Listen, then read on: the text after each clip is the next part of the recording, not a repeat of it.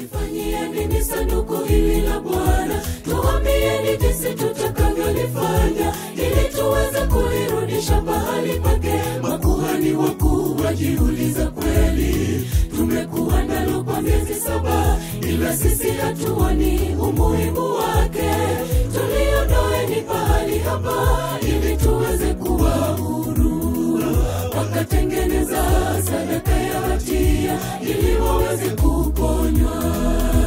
Mkono wake Bwana hujapunguka, wala sikio lake si zito kwetu sisi lisiweze kusikia tunayoyanena. Dua zetu atajibu kwa majira yake, na alishahidi kuwa baba yetu atatutegemeza kati ya uvuli.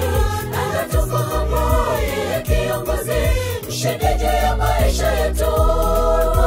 Mkono wake Bwana hujapunguka, wala sikio lake si zito kwetu sisi lisiweze kusikia tunayoyanena. Dua zetu atajibu kwa majira yake, na alishahidi kuwa baba yetu atatutegemeza kati ya uvuli. Anatufahamu yeye kiongozi mshindi juu ya maisha yetu.